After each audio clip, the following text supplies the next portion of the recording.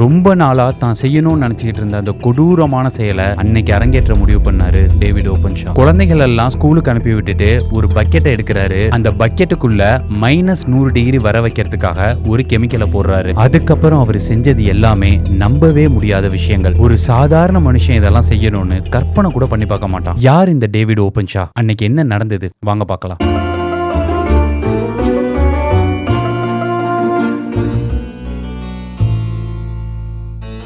David ஓபன்ஷா ஆஸ்திரேலியாவில் உள்ள Sydney அப்படிங்கிற நகரத்துல வசிக்கிறாரு. இவர் ஒரு கம்ப்யூட்டர் டெக்னீஷியன். இவரு 1980 சிட்னில ஒரு வசதியான குடும்பத்துல பிறந்து வளர்றாரு. நல்ல ஆரோக்கியமான குழந்தையா தான் இருந்தாரு. எந்த பிரச்சனையும் இல்லாம, அட்லீஸ்ட் பாக்குறவங்க கண்களுக்கு அப்படிதான் தெரிஞ்சது.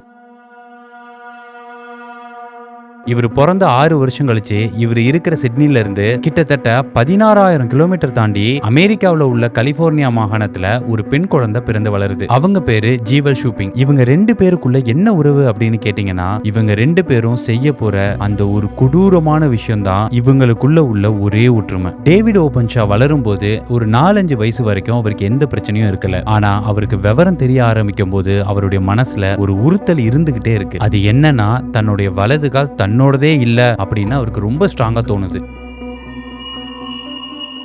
கரெக்ட் தான், அவர் கால் இருக்கிறத அவர் கண்ணால பாக்குறாரு. அதுவும் தன்னுடைய கால் தான் அப்படிங்கறதும் அவருக்கு தெரியுது. இருந்தாலும் அவருக்கு ரொம்ப ஸ்ட்ராங்கா அந்த காலு வேறு யாரோடதோ மாதிரி அவருக்கு தோணுது. இது அவருடைய அப்பா அம்மா கிட்டயோ அல்லது நண்பர்கள் கிட்டயோ கூட அவர் சொல்லல. ஏன்னா இத சொன்னா அவங்க எப்படி எடுத்துப்பாங்களோ, எப்படி நினைப்பாங்களோ அப்படின்னு பயந்துகிட்டு அவருக்குள்ளேயே வச்சுக்கிட்டாராம். அதே போல இந்த பக்கம் பாத்தீங்கன்னா, கலிபோர்னியாவில் வாழ்ந்துகிட்டு இருக்கிற ஜீவல் ஷூபிங்க்கு 6 வயசு ஆகுது. அவங்களுக்கும் இதே மாதிரி ஒரு ஸ்ட்ராங்கான ஃபீலிங் இருந்துகிட்டே இருக்கு. ஆனா இவங்களுக்கு டேவிட் ஓபன்ஷாவுக்கு மாதிரி கால் தன்னுடையது கிடையாது அப்படின்னு தோணல. தன்னுடைய கண்ணு தன்னுடையது இல்ல, அல்லது தனக்கு கண் பார்வையே இருக்கக்கூடாது அப்படின்னு நினைக்கிறாங்க. அந்த 6 வயசுல கூட தனக்கு கண்ணு தெரியாம இருக்கிற மாதிரி கற்பனை பண்றதே அவங்களுக்கு மிகப்பெரிய சந்தோஷமா இருந்திருக்கு. சூரியனை பார்த்தா கண்ணு தெரியாம போயிரும் அப்படின்னு யாரோ சொன்னதை கேட்டுட்டு ரொம்ப நேரம் சூரியனை பார்த்துக்கிட்டே உட்கார்ந்துருப்பாங்களாம். அவங்க அம்மா தான் இப்படி எல்லாம் செய்யக்கூடாது அப்படின்னு திட்டி உள்ள அழைச்சிட்டு போவாங்களாம். டேவிட் ஓபன்ஷா மாதிரியே இவங்களுமே இந்த விஷயத்தை யார்கிட்டயுமே சொல்லல,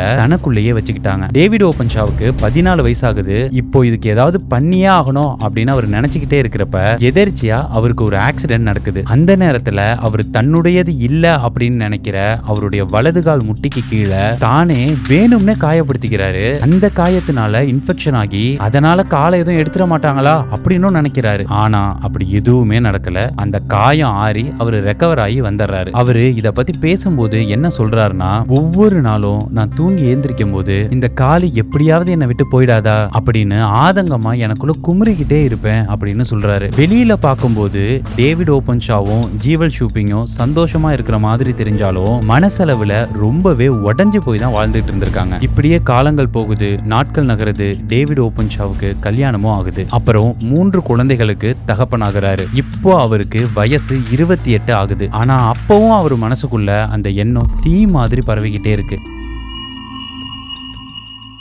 இந்த மன போராட்டத்துல இருந்து எப்படியாவது விடுபடணும் அப்படின்னு. சரி, இதுக்கு ஏதாவது ட்ரீட்மெண்ட் இருக்கா அப்படின்னு ஆன்லைன்ல எல்லாம் தேடி பாக்குறாரு. அப்போ அவருக்கு சில தகவல்கள் கிடைக்குது. அதுபடி சாண்டியாகோவுக்கு போய் ட்ரீட்மெண்ட் எடுத்துக்கலாம் அப்படின்னு முடிவு பண்றாரு. அதனால 2007 ட்ரீட்மெண்ட்டுக்காக சிட்னில இருந்து சாண்டியாகோவுக்கு பயணிக்கிறாரு. சாண்டியாகோல பாத்தீங்கன்னா அங்க உள்ள யூனிவர்சிட்டி ஆஃப் கலிபோர்னியாவில் ஆல்ரெடி இதை பத்தின ரிசர்ச் பண்ணிட்டு இருந்தாங்க. இப்போ இவரை கம்ப்ளீட்டா சோதிச்சதுக்கு அப்புறம் இவருக்கு என்ன பிரச்சனை அப்படிங்கறத கண்டுபிடிக்கிறாங்க. அது என்னன்னா, மூளை இருக்கிற ஸ்பெசிபிக் ஏரியாவான பரைட்டல் லோபோட இயக்க குறைபாடு தான் இதுக்கு காரணம் அப்படின்னு கண்டுபிடிக்கிறாங்க. அதாவது சிம்பிளா இத புரியுற மாதிரி சொல்லணும்னா, நம்ம எல்லாரும் கண்ணை மூடி நம்மளுடைய உடல்ல என்னென்ன கனெக்ட் ஆயிருக்கு அப்படின்னு யோசிச்சோம்னா, நம்மளுடைய கை, காலு, வயிறு அப்படின்னு எல்லா பாகங்களும் கணக்குல வந்துரும். அதே போல ஒரு நார்மலான நபரோட காலை தட்டி பாக்குறாங்க. அப்போ அவருடைய மூளையில இருக்கிற அந்த பரைட்டல் லோபுல ஒருத்தர் நம்மளுடைய காலை தட்டுறாங்க அப்படிங்கிறதுக்கான ரெஸ்பான்ஸ் அங்க வருது. ஆனா டேவிட் ஓபன்ஷாவோட வலது கால் முட்டிக்கு கீழே இப்படி தட்டி பார்க்கும்போது அவருடைய பரைட்டல் லோபுல எந்தவித ரெஸ்பான்ஸுமே இல்லாம இருந்திருக்கு. அதாவது அவரோட மூளை அவருடைய வலது கால் முட்டிக்கு கீழே உள்ள பகுதியை அவருடைய உடம்புல இருக்கிறதா அது கணக்குல எடுத்துக்கவே இல்லை. இதனாலதான் அவரு அது தன்னோடதே இல்ல அப்படிங்கிற ஃபீலிங்கோட வாழ்ந்துட்டு இருக்காரு. இந்த மாதிரி ஒருத்தருடைய உடல் பாகத்தை அவங்களுடைய மூளையை ஏத்துக்காம இருக்கிறத பாடி இன்டெகிரிட்டி ஐடென்டிட்டி டிசார்டர் அப்படின்னு சொல்லுவாங்களாம். இந்த BID இருக்கிறவங்களுக்கு இந்த மாதிரி உடல் பாகம் உடம்புல ஒட்டிக்கிட்டு இருக்கிறது அவங்களுக்கு ரொம்ப அன்கம்ஃபர்டபுளா இருக்குமா. அவங்க உடம்ப தொடர்ந்து யாரோ மூணாவது மனுஷங்க, யாரோ முன்ன பின்ன தெரியாதவங்க தொட்டுக்கிட்டே இருந்தா எப்படி இருக்கும் அந்த மாதிரி உணர்வாங்களாம். எல்லா டெஸ்டும் எடுத்ததுக்கு அப்புறம் இதுக்கு சிகிச்சை எதுவுமே கிடையாது அப்படிங்கறத டேவிட் ஓபன்ஷா தெரிஞ்சுக்கிறாரு. இது அவருக்கு மேலும் மன உளைச்சல் அதிகப்படுத்துது. இந்த டெஸ்ட் எல்லாம் எடுத்ததுக்கு அப்புறமா ஒரு மாசம் கழிச்சு சிட்னி திரும்புறாரு டேவிட் ஓபன்ஷா. அவருக்கு முன்னாடியை விட இப்ப ரொம்ப அன்கம்ஃபர்டபுளா இருக்கு.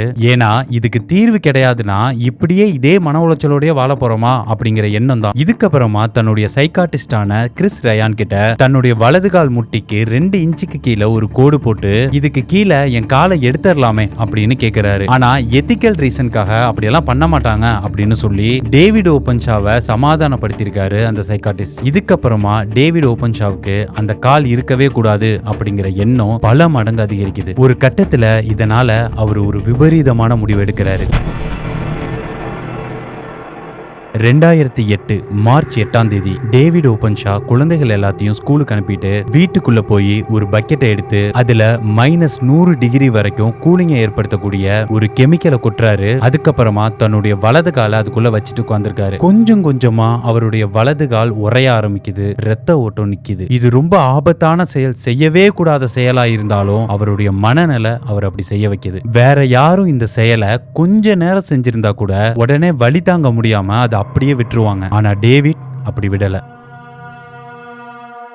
அரை மணி நேரம் இல்ல, 1 மணி நேரம் இல்ல, கிட்டத்தட்ட 6 மணி நேரம் அப்படியே உட்கார்ந்திருக்காரு. அவருடைய மனைவி ஜோ அவர் இப்படி உட்கார்ந்திருக்கிறத பார்த்தபோது அதிர்ச்சியாகி உடனே ஆம்புலன்ஸ்க்கு கால் பண்ணி டேவிட ஹாஸ்பிட்டல் அழைச்சிட்டு போறாங்க. அங்க டாக்டர்ஸ் இவருடைய காலுக்கு பாதிப்பு ஏற்படாம இருக்க எவ்வளவோ போராடி இருக்காங்க. அப்போ டேவிட அப்சர்வ் பண்ண டாக்டர்ஸ் என்ன சொல்றாங்கன்னா, வழக்கமா தன்னுடைய கால்களுக்கு எந்தவித பாதிப்பும் இல்லாம எப்படியாவது தப்பிச்சிடணும் அப்படின்னு தான் பொதுவா எல்லாரும் நினைப்பாங்க. ஆனா இவரோட எண்ணம்லாம் காலை எப்படியாவது எடுத்துருங்க அப்படிங்கிற மாதிரியே தான் இருந்தது அப்படின்னு சொல்லியிருக்காங்க. ஆனா கடைசியில டேவிட் ஓபன்ஷாவோட எண்ணம் தான் ஜெயிச்சுது. அவருடைய கால் கிட்டத்தட்ட அழுக ஆரம்பிச்சிருச்சு அப்படின்னு டாக்டர் சொல்லிட்டாரு. அதனால கிட்டத்தட்ட 10 நாள் போராட்டத்துக்கு அப்புறம் அவருடைய வலது கால் முட்டிக்கு கீழே இருக்கிற பகுதியை எடுத்துட்டாங்க. இதுக்கப்புறமா அவருக்கு ப்ராஸ்தட்டிக் கால் தான் பொருத்தப்படுது. அதை பயன்படுத்தி தான் இப்போ அவர் நடக்கிறாரு. இந்த சம்பவத்துக்கு அப்புறமா அவர் பேசும்போது என்ன சொல்றாருன்னா, இப்போ இந்த ப்ராஸ்தட்டிக் கால்ல நடக்கிறது கூட எனக்கு பெரிய அந்நியமா தெரியல, ஆனா என்னுடைய அந்த கால் இருக்கும் போதுதான் எனக்கு ரொம்ப